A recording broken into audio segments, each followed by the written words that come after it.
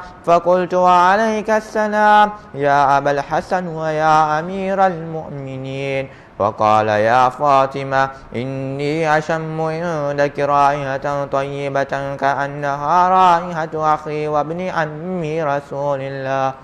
فقلت نعم، ها هو مع ولديك تحت الكساء. فأقبل علي نحو الكساء وقال السلام عليك يا رسول الله، أتأذن لي أن أكون معكما تحت الكساء؟ قال له وعليك السلام يا أخي ويا وصي وخليفتي وصاحب لوائي، قد أذنت لك. فدخل علي تحت الكساء ثم أتيت نحو الكساء وقلت السلام عليك يا أبتاه يا رسول الله، أتأذن لي أن أكون معكم تحت الكساء؟ قال وعليك السلام يا بنتي ويا بضعتي، قد أذنت لك. فدخلت تحت الكساء فلما اكتملنا جميعا تحت الكساء أخذ أبي رسول الله بطرف الكساء وأومى بيده اليمنى إلى السماء وقال اللهم إن هؤلاء أهل بيتي وخاصتي وحامتي، لحمهم لحمي ودمهم دمي، يؤلمني ما يؤلمهم ويحزنني ما يحزنهم. أنا حرب لمن هاربهم وسلم لمن سالمهم وعدو لمن أعداهم ومحب لمن أحبهم، إنهم مني وأنا منهم. فاجعل صلواتك وبركاتك ورحمتك وغفرانك ورضوانك وعلي وعليهم، وأذهب عنهم الرجس وطهرهم تطهيرا.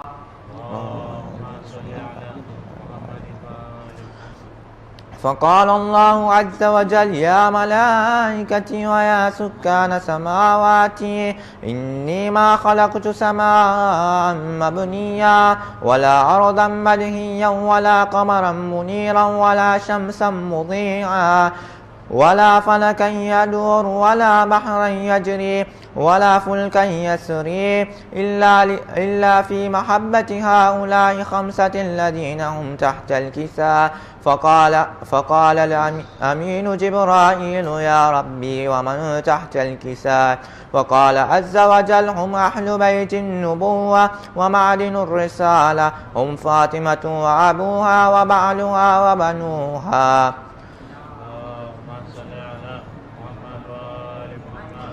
فقال جبرائيل يا ربي أتأذن لي أن أحبط إلى الأرض ليكون معهم سادسا؟ فقال الله نعم قد أذنت لك.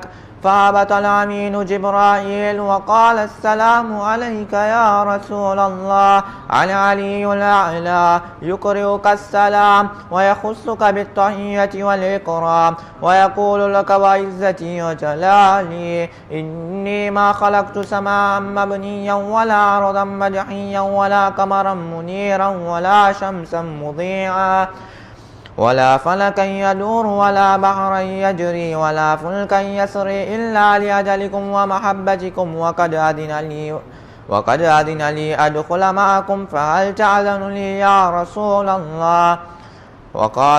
فقال رسول الله وعليك السلام يا أمين وحي الله، إنه نعم قد أذنت لك.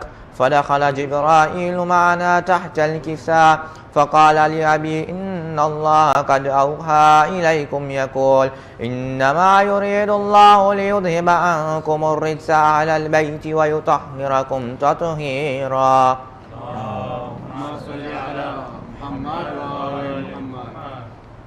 فقال علي لأبي يا رسول الله أخبرني ما لجلوسنا هذا تحت الكساء من الفضل عند الله. فقال النبي والذي بعثني بالحق نبيا واصطفاني بالرسالة نجيا، ما ذكر خبرنا هذا في محفل من محافل أهل الأرض وفي جمع من شيعتنا ومحبينا إلا ونزلت عليهم الرحمة وحفت بهم الملائكة واستغفرت لهم إلى أن يتفرقوا. فقال علي إذا والله فزنا وفاز شيعتنا ورب الكعبة. فقال النبي الثاني: يا علي، والذي بعثني بالحق نبيا واصطفاني بالرسالة نجيا، ما ذكر خبرنا هذا في محفل من محافل أهل الأرض، وفيه جمع من شيعتنا ومحبينا، وفيهم محموم إلا وفرج الله حما، ولا مغموم إلا وكشف الله غما، ولا طالب حاجة إلا وقضى الله حاجته. فقال علي: إذا والله فزنا وسعدنا، وكذلك شيعتنا فازوا وسعدوا في الدنيا والآخرة ورب الكعبة. سورة المباركة الفاتحة.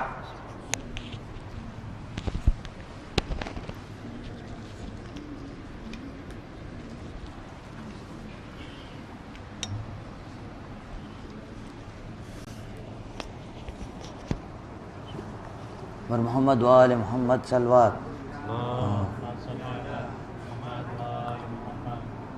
سکائے حرم رکھ لے نہ برم، ہم در پہ تمہارے آئے ہیں. سکائے حرم رکھ لے نہ برم، ہم در پہ تمہارے آئے ہیں. تم بھی نہیں ہم کو ٹھکرانا، تم بھی نہیں ہم کو ٹھکرانا، ہم دنیا کے ٹھکرائے ہیں. سکائے حرم رکھ لے نہ برم، ہم در پہ تمہارے آئے ہیں.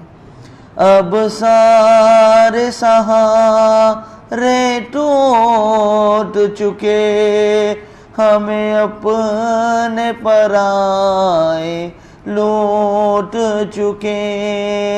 اب سارے سہارے ٹوٹ چکے، ہمیں اپنے پرائے لوٹ چکے. تم اپنی پناہوں میں لے لو، تم اپنی پناہوں میں لے لو. ہم رن سے بہت گھبرائے ہیں. سکائے حرم رکھ لے نہ برم، ہم در پہ تمہارے آئے ہیں. اشکوں کی زبان پہچانتے ہو، جو دل میں ہے وہ جانتے ہو. اشکوں کی زبان پہچانتے ہو، جو دل میں ہے وہ جانتے ہو. ہم کہہ نہیں سکتے تم سن لو، ہم کہہ نہیں سکتے تم سن لو. بس ہاتھوں کو پھیلائے ہیں. ہر سونی گودی پر جائے، ہر بیٹی کا رشتہ مل جائے. ہر سونی گودی مل بر جائے، ہر بیٹی کو رشتہ مل جائے. ان چہروں کو رونق دے دو، ان چہروں کو رونق دے دو، جو غم کے سبب مرجھائے ہیں. مولا، آئیے اس انترے کی صدقے ہم دعا کریں کہ اسی سال ہم کو کربلا کی زیارت نصیب ہو. کافی لوگ عاشورہ میں جاتے ہیں، کافی لوگ اربعین میں جاتے ہیں. ہم سب کو اسی سال کربلا کی زیارت نصیب ہو. مولا تم باب حوائج ہو، روزے پہ انہیں بھی بلوا لو. مولا مولا مولا تم بے حوائج ہو روزے پہ انہیں بھی بلوا لو غربت کے سبب جو آ نہ سکے غربت کے سبب جو آ نہ سکے ہم ان کے عریضے لائے ہیں سقائے حرم رکھ لیں نہ برم ہم در پہ تمہارے آئے ہیں تم بھی نہیں ہم کو ٹھکرانا تم بھی نہیں ہم کو ٹھکرانا ہم دنیا کے ٹھکرائے ہیں اور محمد وآل محمد صلوات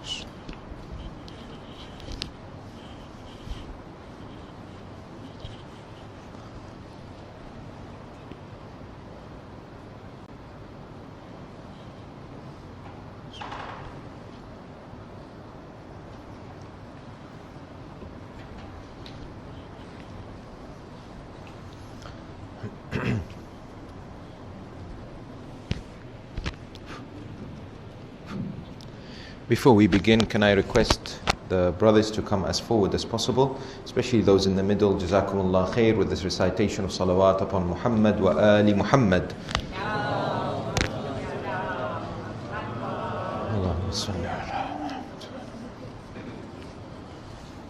Also, there is a request from the Jamaat that inshallah when the taboot is presented later on, the request is that you do not rush towards it and that you are allowed to touch it but not to necessarily kiss it for the reasons, medical reasons that have been highlighted.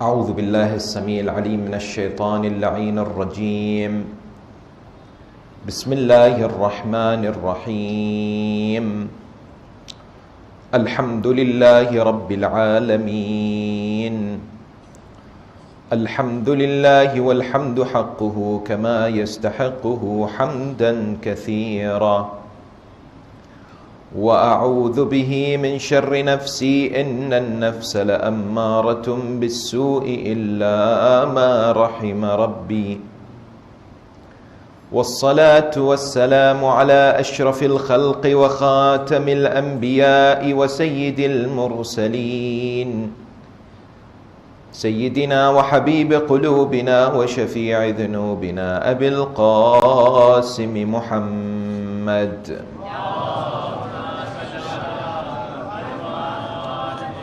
وعلى أهل بيته الطيبين الطاهرين المعصومين المطهرين المكرمين السلام عليك سيدي ومولاي يا أبا عبد الله وعلى الأرواح التي حلت بفنائك عليك مني سلام الله أبدا ما بقيت وبقي الليل والنهار ولا جعله الله آخر العهد مني لزيارتكم. السلام على الحسين وعلى علي بن الحسين وعلى أولاد الحسين وعلى أصحاب الحسين جميعا ورحمة الله وبركاته. صلوات.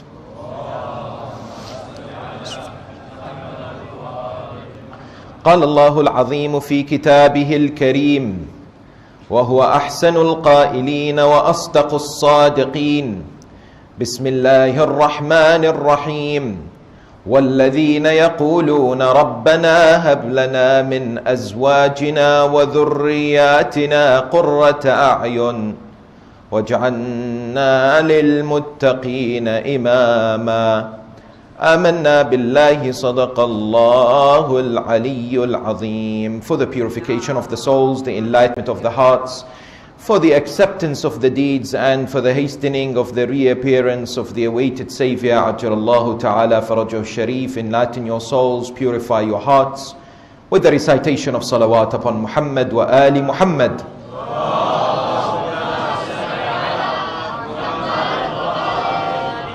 Respected elders, sisters and brothers, Salamun Alaikum wa Rahmatullahi Ta'ala wa Barakatuh.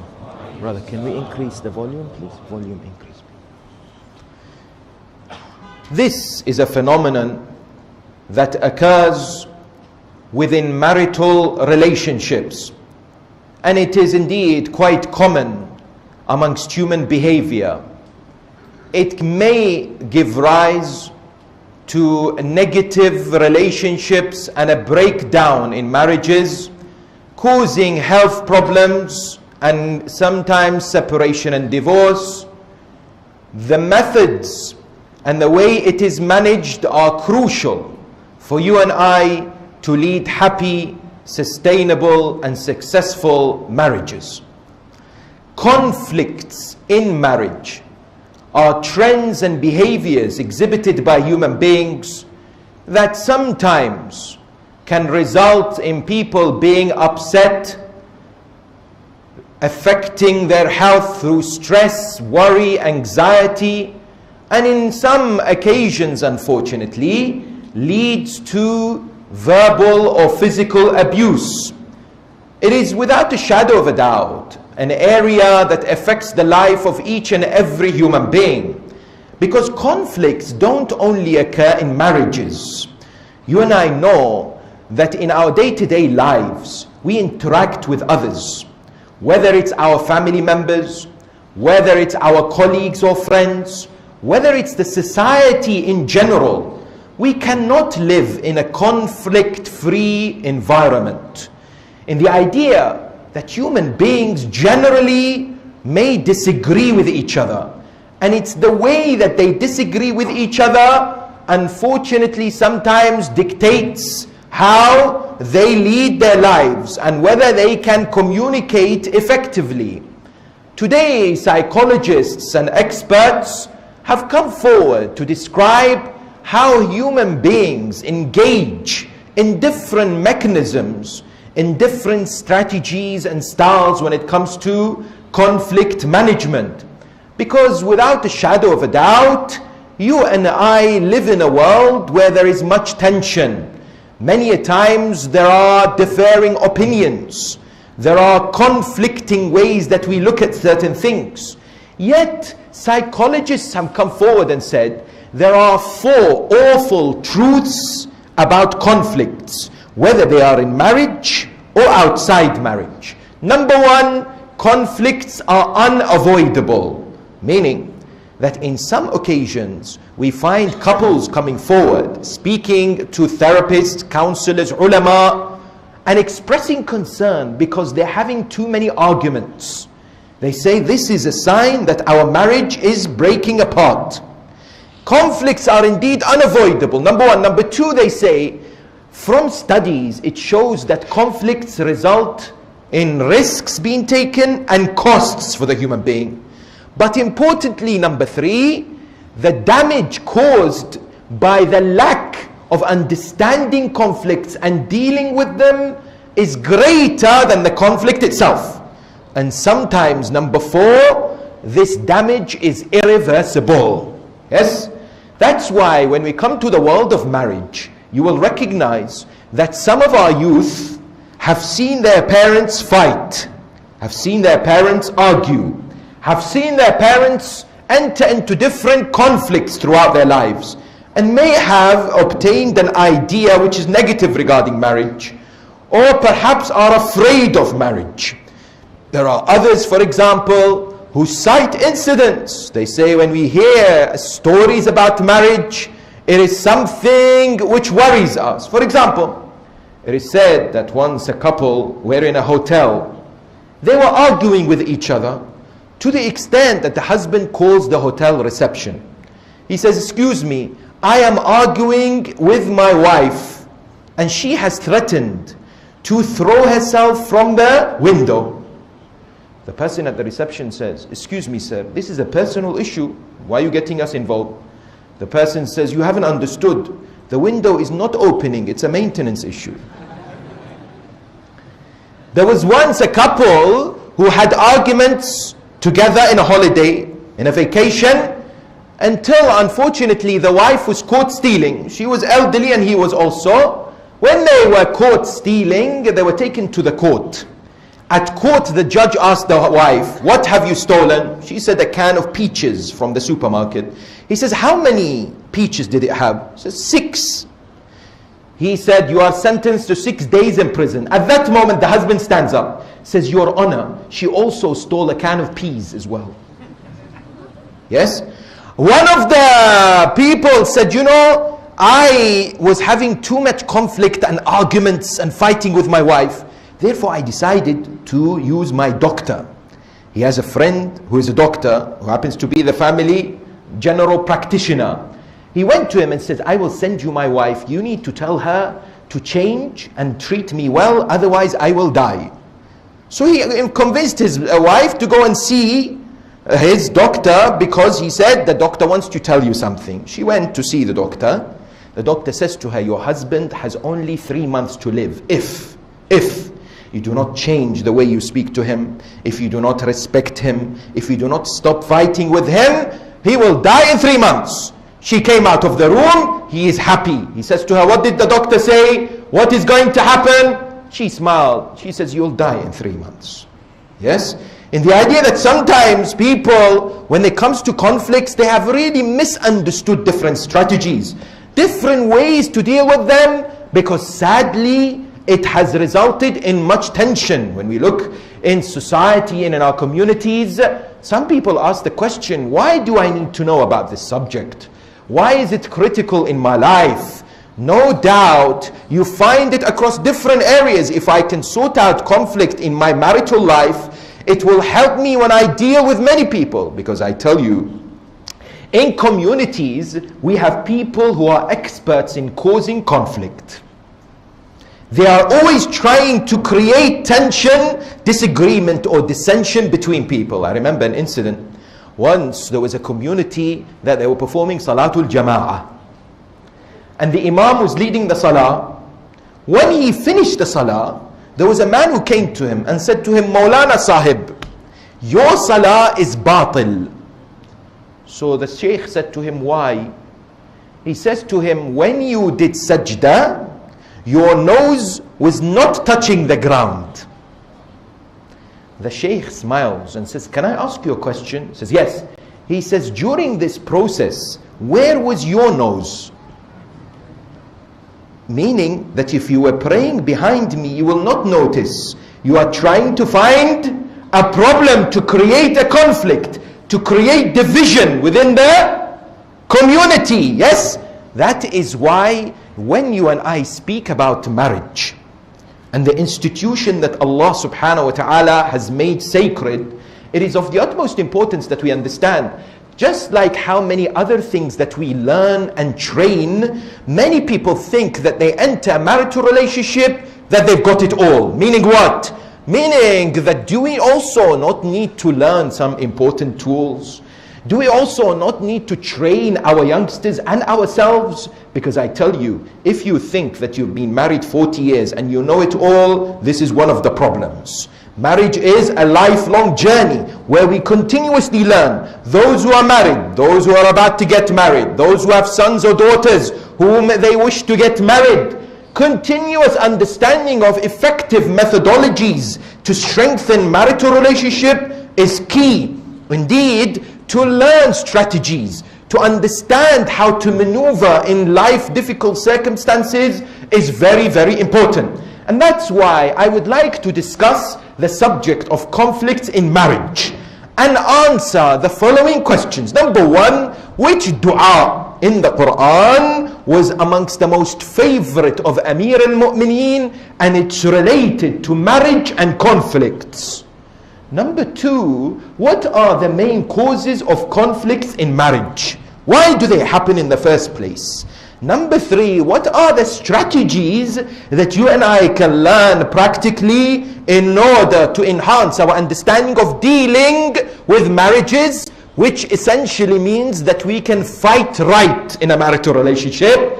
Number four, when married couples have arguments and conflicts, should they consult their parents or should they not? And number five, how do we learn from the 10th of Muharram examples of families that truly demonstrated wonderful marital relationship, produced exceptional children, and would learn from the Master himself, Sayyid al-Shuhada, Aba Abdullah al-Husayn, salawatullahi wa salamuhu alayhi.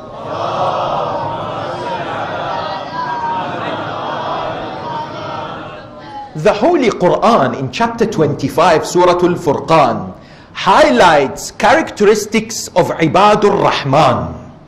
وعباد الرحمن الذين يمشون على الأرض هونا أو هونا وإذا خاطبهم الجاهلون قالوا سلاما. Allah Tabarak wa Ta'ala says, do you consider yourself to be one of the servants of the merciful? You need to display and exhibit characteristics. You need to show signs. The final ayah, which is chapter 25, verse number 74.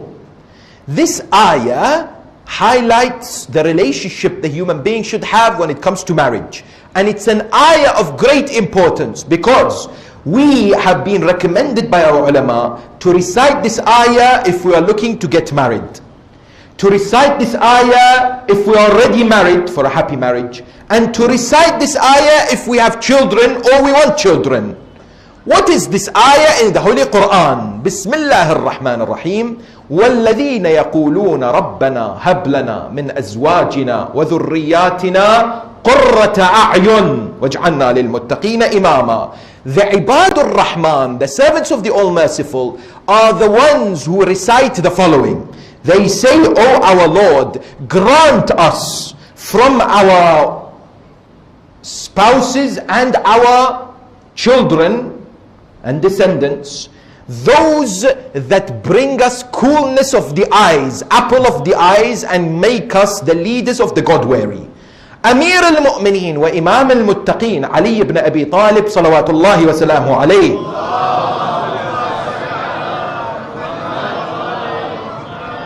is narrated to have said, this is one of the most common du'as he used to recite. He loved this du'a from the Holy Quran. It was a du'a that he would utter and encourage others to utter. How is this verse important to you and I today? Please focus on the examination of this ayah before we look at practical reasons why conflicts happen. Allah subhanahu wa ta'ala says that those who say, Ya Allah, grant us, hab lana. In Arabic, hab is not like ata, to give. Hab is different to gifts, hadiyah. When you and I give someone something, it is usually because we have to reply or give them something in return for something that they have done to us, yes? If they've been kind to us, if they've already gifted us something, Hab in Arabic means when you give something to someone, they do not necessarily deserve it, but you give it to them. Allah is saying, we supplicate to Him and say, Ya Allah, we may not be deserving of this, but give it to us. Hab lana. Now, min azwajina wa dhurriyatina. From our spouse, meaning husband or wife, depending who's reciting, and our children, yes? No. Dhurriyatina in Quran is not awladina. Please understand Arabic. Dhurriyatina means our descendants. Allah is saying, when you get married, don't think about your family. You're building an institution for thousands of years. Build it properly. Meaning what? Don't think when you look for a wife or you look for a husband, you want a good father for your children or a good wife for your children. No doubt. Think about generations. Allah Tabaraka wa Ta'ala says, you are planting the seeds for many, many thousands of people that will come after you, who will follow your line, who will continue, who will be your progeny. This is the planning Islam gives you and I. Says, build this holy institution, marriage, so that your line continues to be righteous, so that you get thawab and you continuously are blessed by Allah subhanahu wa ta'ala. That is why the Quran says, وَذُرِّيَّاتِنَا. Now, in Arabic, when a human being, what? Cries. Normally, tears are of two kinds. Either they are sad or happiness. Do you agree? Sad tears are known as what? Hot tears. Happy tears are known as cold tears. What do you mean? If somebody, for example, is departing, leaving, and we are bidding farewell to them, if a mother is bidding farewell to her son or daughter, they are sad. So the tears is normally hot tears. But when they come back and the mother, for example, is delighted and she cries, they are cool tears. In Arabic, when the Arabs used to be in the desert, there used to be sandstorms. And they used to hide in caves in order to protect from these storms. When they hide in caves, they say, I have now qurratu ayn. My eyes are cool and are protected from the storm. Look at this. Please understand this. This is a gem of an ayah, and all the Quran is a treasure. Quran says, when you say, Ya Allah, I want a spouse and children that give me coolness of the eye, because they will protect me from the storm outside. Because at home, it gives me tranquility, it gives me happiness, it gives me a sense of relief from all the pressures outside, all the difficulties outside. Qurratu a'yun, number one. Number two, has qurratu a'yun been used in the Quran or not? Yes, it has. Where Musa, ala nabiyina wa ala alihi wa alayhi afdal salatu wasalam, his mother, when Allah subhanahu wa ta'ala says that we returned Musa to his mother, what does it say? كَيْ تَقَرَّ عَيْنُهَا وَلَا تَحْزَنْ. It is because when that child was returned to the mother, she was so delighted. Her eyes was cool with happiness. Number one. Number two, Asiya, salamullahi alayha, is also referred to as somebody who asks Allah subhanahu wa ta'ala, qurratu a'yun. Yes, in paradise. Because there is a wonderful verse that highlights what this whole qurratu a'yun is. If you understand this, then you appreciate the ethos, the philosophy, the background of why marriage is there in the first place. Allah tabarak wa ta'ala says, فَلَا تَعْلَمُ نَفْسٌ مَا أُخْفِيَ لَهُم مِّن قُرَّةِ أَعْيُنٍ. Allah says in Jannah, you would not know what Allah, now you would not know what Allah has given you, because it will result in qurratu a'yun. Same word as the one that is used in the verse of marriage. What does this mean? Allah tabaraka wa ta'ala says, sort out your marriage, Jannah is for you. This qurratu a'yun, you are supplicating to Allah, I want a spouse and I want descendants and children that grant me qurratu a'yun. Then the Quran says, in Jannah you can't imagine what Allah will give you, but I can tell you this, it will give you qurratu a'yun. And therefore the recognition arises that when it comes to the religion of Islam, the intentions, the philosophy, the background, the whole ethos of marriage is to obtain paradise together, is to attain Jannah together, is to achieve perfection together, is to please Allah subhanahu wa ta'ala together. And hence, when it comes to conflicts, we begin to somehow piece this puzzle. Somebody asked the question, very well, once I've understood the background behind the religion of Islam's emphasis on marriage, I ask the question, why do conflicts happen in the first place? No doubt, if we were to ask the mu'mineen here, why do married couples argue? Why? You might say because perhaps parents' interference, sometimes. You might say because of finances, sometimes. Some might say it's because of what? Different habits, sometimes. Some might say because of coronavirus. I tell you, one person said, after COVID-19, I've understood marriage better. I said, how? He said, because now I know what's the difference between lock up and lockdown. I said, what do you mean? He said, in lock up, in the police station, there is a way out. Yes, I can be let out. In lockdown,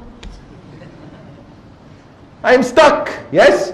In the idea that when it comes to reasons why conflicts happen, there are these superficial pointers that many people point. I would like to take you on a journey which is a bit deeper and requires your attention. Perhaps too much for our youngsters, but for others there are deeper, more fundamental reasons why conflicts happen. And I've selected 3 main ones. I would like your attention because if you grasp them, you will begin to appreciate the background of why these challenges happen in a marital relationship. The first reason why couples fight, why there are conflicts, is the following: that throughout our lives, from a young age, we are exposed to certain trends, certain factors, certain elements in society or in our own households, which for the purposes of this discussion we call bags. Please imagine the following scenario. From a young age until we grow and get married, we pick up bags. What are these bags? These bags could be behaviors of our parents, could be behaviors that we were encountering at school or college or university. It could be trends and experiences we've gone through in our lives. We carry these bags, we learn them, and they develop into behavioral trends. They develop into ways in which we see how we should conduct ourselves. Somehow they become second nature. Yes?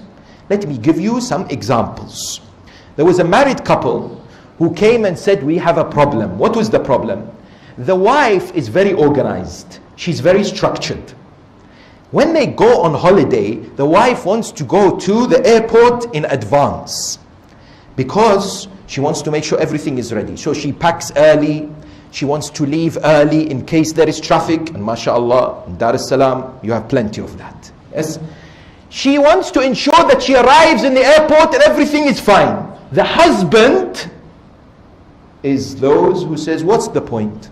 We go there, sit in the airport, and we waste our time. It's okay, don't worry, everything will be fine.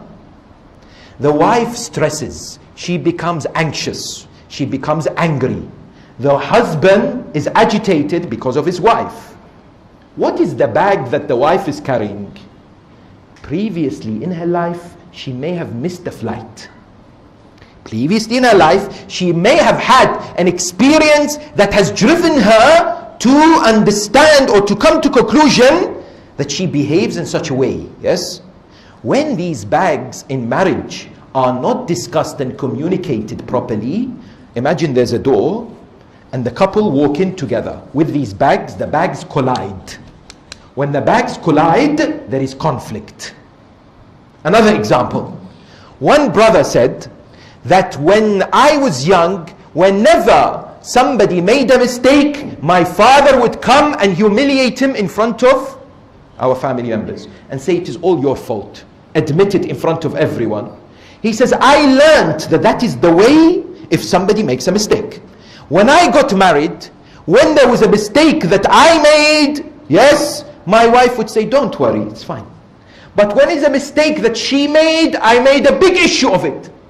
I started to say, how? We must speak to people. We must say to your parents, you made this mistake. You have to what? You have to understand it's not a small error. She says, initially my wife was tolerant until she had enough.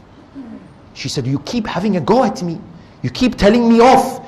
You keep exposing me in front of everyone. His bag was the behavior that he learned from his father on how to deal with mistakes or errors. Therefore, one important reason why conflicts happen is these past experiences, trends, behavioral characteristics that we may have picked up. It needs honest, truthful communication on why some people have these and how we can work together as a married couple to try and understand them so that we can practice what is known as emotional intelligence. Please understand this. It's a powerful tool today. If you have not understood emotional intelligence, it is not the objective of this discussion to go through it. Emotional intelligence is when I place myself in the head of someone else. How are they thinking? How are they feeling? Why are they feeling the way they are feeling? It is to remove what I am thinking and place myself in the shoes of someone else. I am emotionally intelligent to try and figure out why is the other person reacting in the way that they are. That's number one. Please understand this. The second reason why conflicts happen in marriage is because Allah Jalla wa Ala has created males and females differently. Mark these words. In a society that we live in around the world today that is trying to push for equality, Islam pushes for equity. You say, is this the same? It's not the same. Equality is to give everyone exactly the same thing. Yes? Equity is to see what every individual needs and what their capabilities and their shortcomings, and to work around it to give them what they deserve. Let me give you an example. When you have someone who's really tall and someone who's really short, and you have a very tall tree, you give both of them the same length of ladder. The tall one will be able to get to the tall tree, but the young one will not. The short one will not. This is equality. They both have the same ladder length, but one of them is short. Surely you need to give him a taller ladder in order to get to the same destination. Allah Tabaraka wa Ta'ala says, males are not superior to females, and females are not superior to males. Ya ayyuhan nas, inna khalaqnakum min dhakarin untha. There is no superiority when it comes to gender, but they are not the same. Please understand this. What do we mean? Today there are so many scientific studies, so many behavioral experts who have analyzed the psychology of a male and the psychology of a female, and have come forward with groundbreaking research. We have to understand it to avoid conflict in marriage.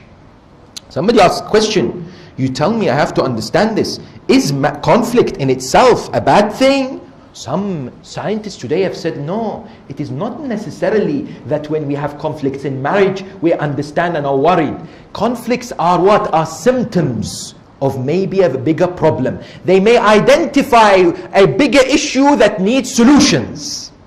However, we still need to be able to manage them rather than resolve them. Yes? Managing conflicts is the goal. Resolving is unlikely to take place, because managing them would require some compromise, some form of sacrifice. Let's look at a few ways in which males and females are different. Please appreciate and understand that it is slightly technical, but it will be beneficial. Number one, males or females are different in terms of their needs. What do we mean? Today, there is an appreciation and understanding that what? That females require what? Require more love, empathy, understanding, and beauty. Yes? It is established that as far as females are concerned, they need to feel cherished. They need to feel loved. They need to feel somehow that the husband values them, respects them in the sense that they love them. Yes? And this is characterized in a number of ways. When a female is upset, she may not say that I am upset. Or when she has grievances or concerns, Sometimes what the male does, what the husband does, is quietens her. You're making a big deal out of this.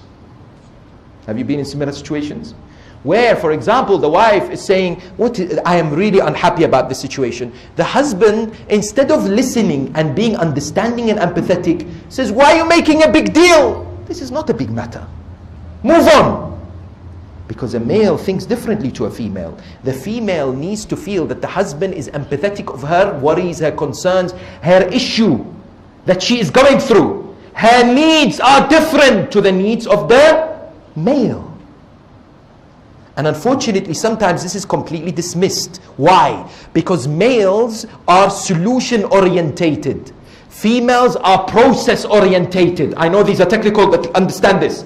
What does it mean? As males, when somebody who is a friend of us, who is a male, comes to us and says, you know what, today I was driving and my car broke down. He calls us. The first thing I'm thinking is what? I'm going to help you. Do you need help? Is your car fixed? But a female, when she calls someone and says, you know, today I had a terrible day, my car broke down, a female friend would say to her, tell me more, how is it? She needs to communicate it. She needs to get it out. She needs to channel it. A male will not understand. A male will want to fix, quickly, fix job. A female needs to be listened to. I understand, it must have been hard, how difficult it was, tell me more about it. Allah Tabaraka wa Ta'ala has created us differently. Now you ask the question, what about the male? God help me if I don't mention this. Yes. What about the male? What does the male's needs? Yes, here there is a general understanding amongst what? Psychologists and behavioral experts. They come forward and say, males crave respect and what? And obedience. In which way? Yes, please understand the following. They crave authority. There is a book, very interesting book, used to be called The Surrendered Wife. Then because of pressure, the author called Laura Doyle changed it to The Empowered Wife. Okay? What does she say? She says there are 6 principles that a wife needs to understand about the husband and his needs. Number 1, you as a wife need to relinquish control of your husband's life. Do not necessarily interfere excessively over things that he knows best about his life. Number 1. Number 2, respect his decisions in life. Number 3, take good self-care of yourself. Number 4, express gratitude and thankfulness to your husband. Number 5, express vulnerability and don't hesitate to show your feminine appreciation or side. And number 6, trust him when it comes to his finances. There is one school, like her, this particular author, and some others who believe that when a male obtains this from the wife, he feels empowered. He feels a sense of authority. Then he reciprocates this with much love towards the wife. Because he is getting his need. And if he understands her needs, he will be able to what? He will be able to fulfill it too. That's number 1. Number 2, the other issue that needs to be present is communication. The styles of communication of males and females are different. Today, scientific studies have shown that what? That when it comes to females, when they are in difficulty, they need to talk in detail, to release the tension, to release what's within them. They express their thinking. Sometimes they think out aloud. It clears what is inside. Males, however, prefer to, when they are upset, to be left alone, to deal with the problem alone. And by the way, this may not apply for each and every individual. It may not be the case for everything, yes, for every single person. But there are general trends that are being studied and analyzed for you and I to maybe apply into our own lives. That's the first area, needs and communications. The second area is love. What do you mean? Just like how today we have wonderful languages like Swahili and Urdu and English and Arabic. If today I will sit here and speak to you in Japanese, you will not understand. Not that I know Japanese, by the way. Because the idea that is presented is love is spoken and demonstrated and given in different languages. Please understand this. What do you mean? There are couples who fight with each other constantly because they're not getting the love from the other. Whereas the husband is saying, I'm always giving her gifts, but she doesn't feel loved. Why? The wife is saying, I'm cooking for him, but he doesn't feel loved. Why? Because what the husband or the wife is giving is not love, is their own way of understanding love. It is not what they each other expect. Please understand. They say, there is a man by the name of Gary Chapman. He says there are 5 love languages. 5 ways to express love. What are they? Number 1, quality time. There are those, either husband or wife, who prefer when there is uninterrupted quality time, no phones, no children, where they can spend time with each other. When this happens, they feel loved. When this doesn't happen, they feel unloved. Others, number 2, is what? Is words of affirmation. Rasulullah Muhammad sallallahu alayhi wa alihi wa sallam comes forward and says, when it comes to the husband saying to his wife, I love you, this will not leave her heart forever, no doubt. It is the start. It does not mean you say it once in 30 years. Yes? The traditions point to the importance of the expression of love. For some people, husband or wife, it is more important if you say continuously words that praise the other, either in front of each other or before others.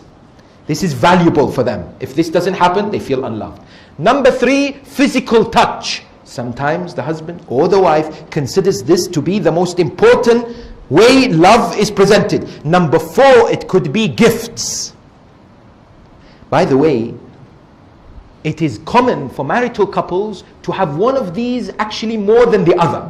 If you say to me, maybe all of them are important, it is likely that one of them is what? Is your preferred love language. Gifts may be one. Surprise each other with gifts. Don't just wait for example, what? For example, birthdays or anniversaries or Eid or special occasions. Surprise each other with gifts and you will see that what? If it is the love language of the other, it will truly cement and strengthen the marital relationship. But also at the same time, advice for our brothers, don't forget the birthdays. Number 5 is what? In addition to all this, it is acts of service. Allahu Akbar. These acts of service, our ladies, they are listening, they will love a lot. Why? Because Islam comes forward and says that the best family relationship, the best couple this earth has ever seen, مولى المتقين أمير المؤمنين قائد الغر المحجلين أسد الله علي أن سيدة النساء فاطمة صلوات الله وسلامه عليهما.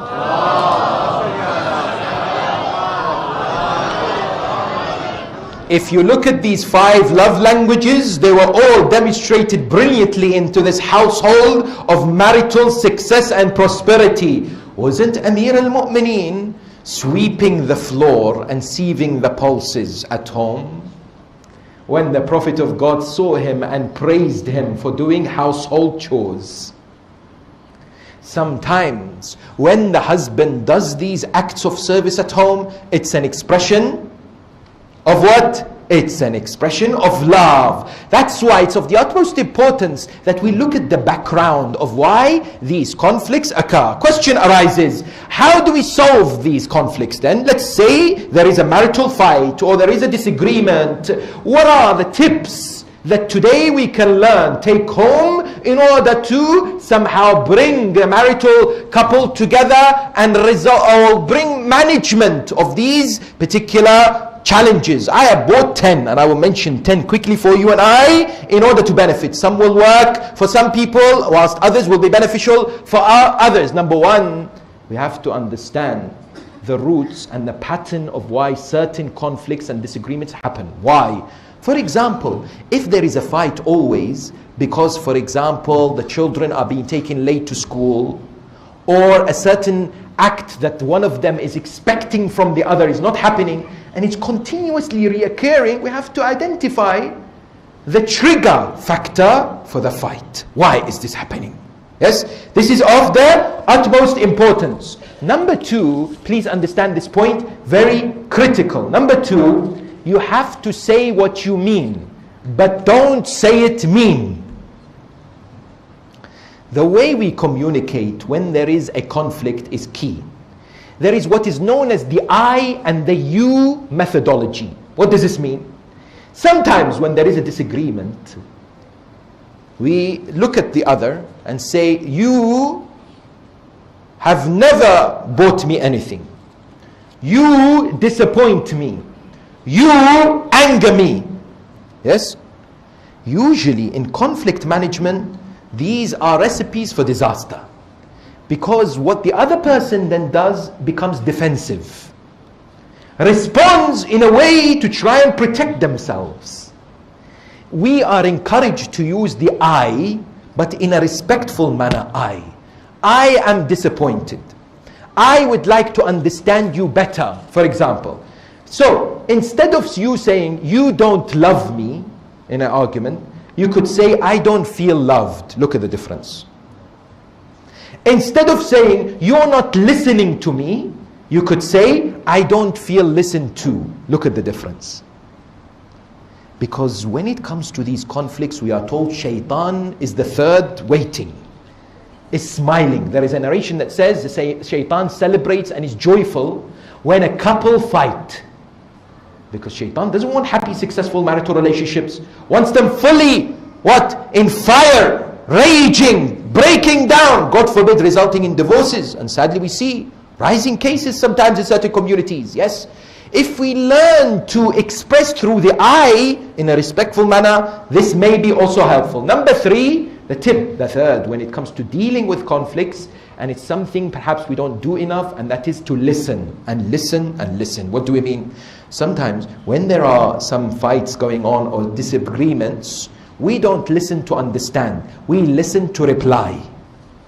Imagine in a scenario, in a particular disagreement or conflict that is happening, when the wife, for example, is saying that today you said something that upset me, you are not thinking maybe she's right. You're thinking, how can I reply back, because it's a match scoring. I want to come out as the one who's the winner in this battle. We see it as a battle, isn't it? Yes? The idea that emerges is what? Is that we need to use this model of listening, what is known as listening time. Please understand this tool. You allow the other to speak for 3 minutes without interruption. Try it. Hold yourself back. You have a great temptation to answer back. Don't say a word. But also try to be empathetic and understand where they've come from. Listen to appreciate and understand rather than listen to reply. Let me explain to you a scenario. Please understand this scenario so that it becomes practical. Yes? Imagine that the husband is watching a football game. MashaAllah. For example, watching the greatest, the best football team in the world, Liverpool, with its players Sadio Mane and Mo Salah playing. Yes, Muslim players. He watches them. All of a sudden the wife enters and says, look at the mess you have created with the food and everything on the table.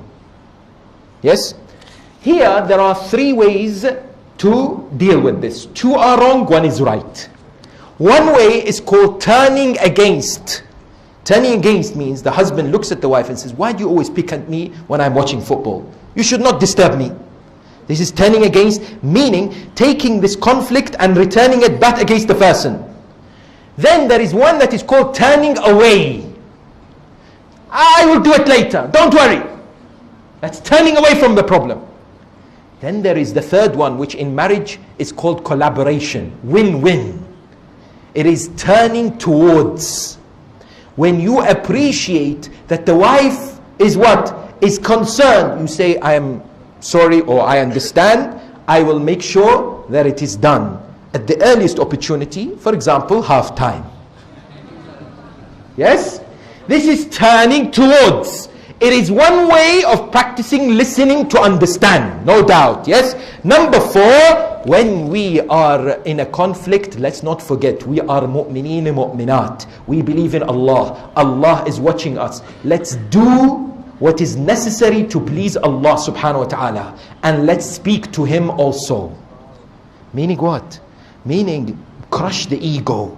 Don't think it's a winning game, because ultimately you want Allah to be pleased with you. We're not like others who don't believe in Allah and want to make sure that we come out on top. What is important is the pleasure of Allah subhanahu wa ta'ala. Number 5, Islamic teachings tell us in conflicts, cool down. Meaning, perform wudu. Recite Quran. Think that you are in a beautiful place like Karbala or Najaf or with the Ahl al-Bayt. If you're standing, sit down. If you're sitting down, stand up. Number 6, write down good things about the other. Try it.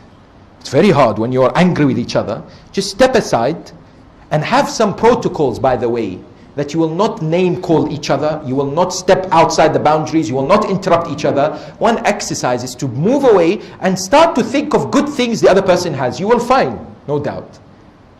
You start good things that will enable you to cool down and to see the good side as well. Sometimes in a rage, sometimes in anger, we all want to bring the other person down. All of a sudden, they are not our husband and wife, they are our enemy. So this is a good practice. Number 7, very important. To apologize, there are also ways to do this.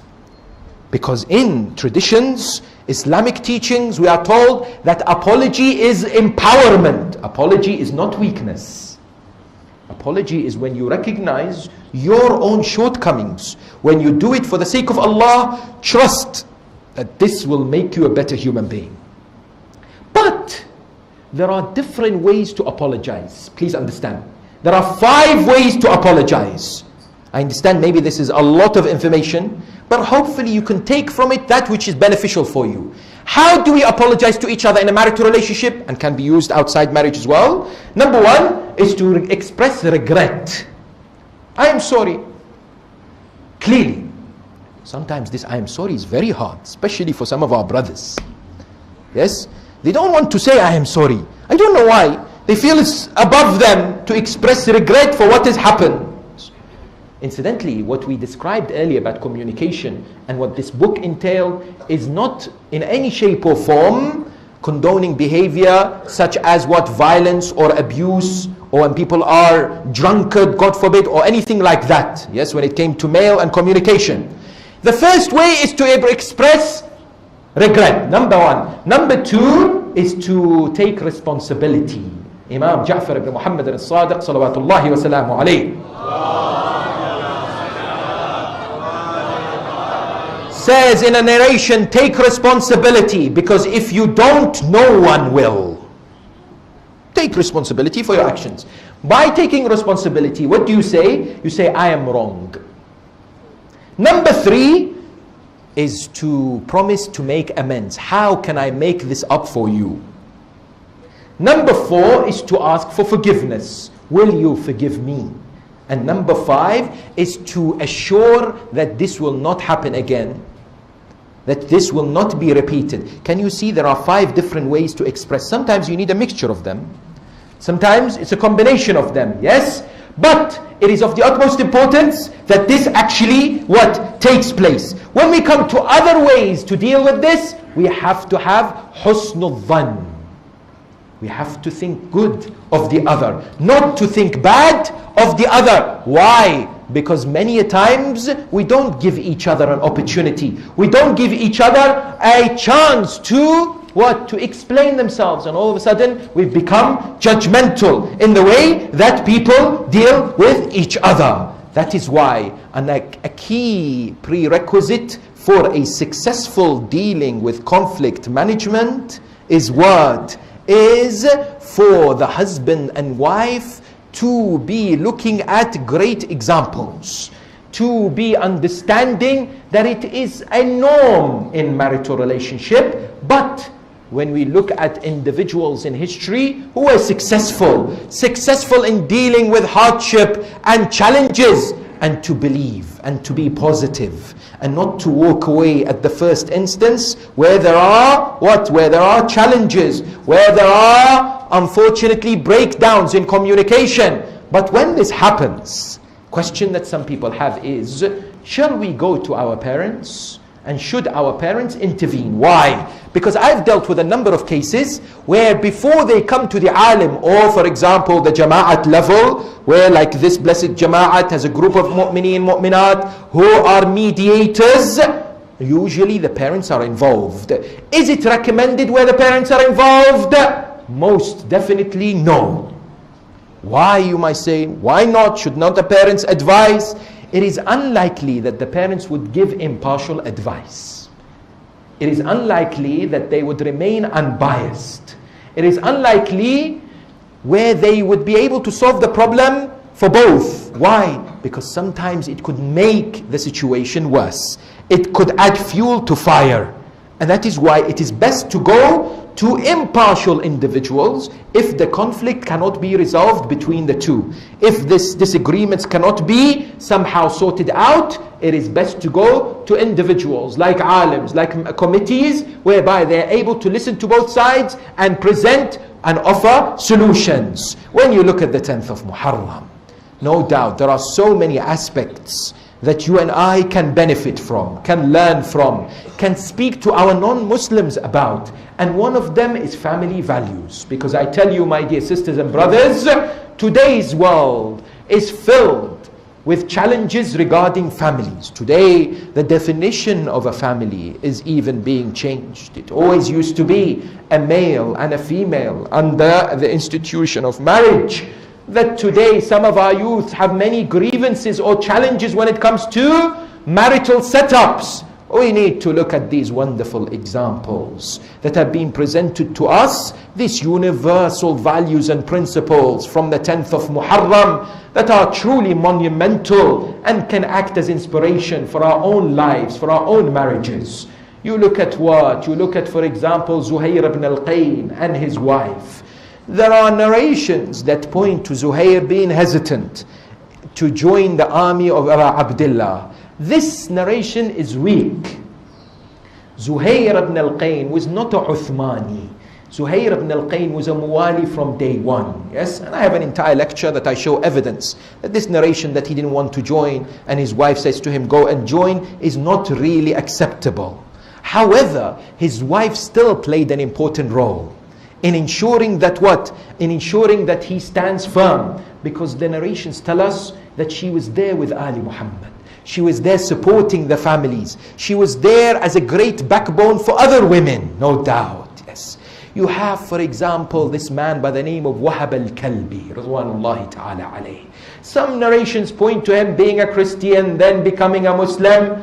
He had just recently got married. And when an individual just recently gets married, often they wish to spend time together. Often they wish to enjoy each other's company. Yes, it is the sweetest of the times. But this man would stand brave and courageous on the 10th of Muharram, wishing to fight and sacrifice for the sake of Allah, defending Rasulullah and the Quran and the holy Ahl al-Bayt.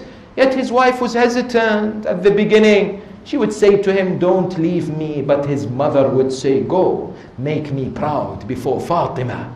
When he would emerge to the battlefield, narrations tell us he fought. He fought until he came back. When he came back, he saw his wife in a different way. His wife said to him, oh Wahab, make me proud. Go and fight and sacrifice your life. He saw a complete transformation in his wife. Allahu Akbar. Any man or woman would ask, what happened? Why are you now a different person? She said, I heard Aba Abdullah al-Husayn cry out, Ala hal min nasirin yansuruna, Ala hal min mughithin yughithuna, Ala hal min dhabbin yadhubbu an harami Rasulillah. Is there anyone to protect the sanctity of the Holy Prophet's family? Is there anyone who will protect the family of Rasulullah? At that moment she said, my heart broke. I cannot any longer tolerate and bear this pain of Hussein being alone. Go and fight. And no doubt Wahab attained Shahada. I tell you, when it comes to families in Karbala, there is one group of individuals who demonstrated the greatest forms of courage, altruism and dedication. And that is the family of Hussein himself. And on the top of this list is his sister Zainab. And what should we say about Zainab al-Kubra? Allahu Akbar. Amir al-Mu'mineen, in his moments before he reached the house when he was struck, we are told he is being carried because his head is dripping with blood. He says to those carrying him, "Do not hold me. I wish to enter the house uncarried because I do not want Zainab to see me in this state." I say to him, "Mawla Ali, you don't want Zainab to see you in this state. Come to Karbala and see what Zainab saw. Come and see the masa'ib of what Zainab witnessed." Sayyida Zainab and her husband Abdullah ibn Ja'far were a great couple, no doubt. Because a great couple produces great children. A wonderful couple brings rise to sacrificial, devout, loyal boys. But Sayyida Zainab's masa'ib did not begin on the 10th of Muharram when she had to bid farewell to Awn and Muhammad. I tell you, was it when she saw her mother crushed between the wall and the door? Was it when she saw her father's head dripping with blood? Was it when she saw Hassan al-Mujtaba vomiting his liver? Was it when she saw the body of Ali al-Akbar torn into pieces? Oh Zainab, was it when you saw Abbas, his eyes penetrated by an arrow? Oh Zainab, the musibah, was it when you saw Qasim's head split into two? You cried for Ali al-Akbar, you cried for Qasim, you cried for Abbas, you cried for that baby with the arrow in his throat, but it was two you never cried for. Oh Zainab, al-Masa'ib, Awn and Muhammad. Yes, the mother's love is so immense, but she would not shed a tear for her sons. On the 10th of Muharram, it was time for these brave sons of Ali to emerge, to come forward and fight. Some narrations say that they stood before their uncle Aba Abdullah. Imam al-Hussein looked at them. He says, "You are the apple of my eyes. How can I let you go and fight? How can I let you go?" They said, "We beg you, O uncle. Our mother Zainab has sent us. Allow us to fight." At that moment, the poet says, it is as if Zainab looks at Hussein and says, "Oh Hussein, don't deprive me of being a mother that mourns for her children. All these mothers around me have given their children. I wish to give something for you, Ya Aba Abdullah." The poet says, it's as if Hussein says, "Oh Zainab, you have given so much. How can you lose your Awn and Muhammad?" They emerge like lions of God to the battlefield. They fight so valiantly, so courageously. They kill enemies until they're surrounded. When Awn and Muhammad are struck, they fall onto the ground. Allahu Akbar, it is Imam al-Hussein who rushes towards them. Do you know what they said to Imam al-Hussein? Narration says, Awn and Muhammad looked at their uncle. "Amma, Ya Aba Abdullah, have we fulfilled what we have promised?" Imam says, "Of course you have." One narration says, they said, "Oh Aba Abdullah, send our salam to our mother Zainab and tell her we never had any water. We never drank any of the water." Allahu Akbar. And so Sayyida does not shed a tear, either in Karbala or in Kufa or in Sham or on the way back in Karbala. Allahu Akbar, for her sons Awn and Muhammad, until she reaches Medina. She enters the house in Medina. She goes to the room of Awn and Muhammad in Medina. She sits next to the beds of Awn and Muhammad. Now she begins to cry. Now she begins to mourn. Oh, Awn and Muhammad,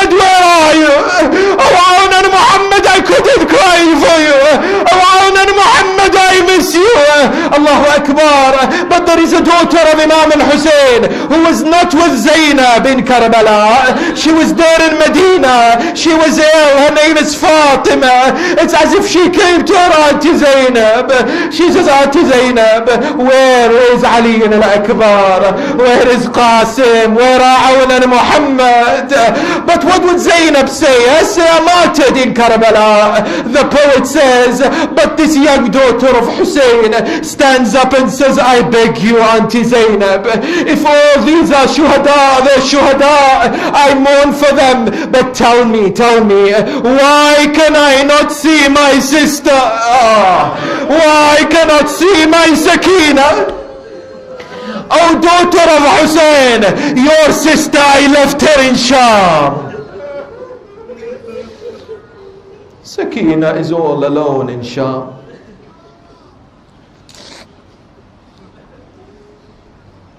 Ya Hussein.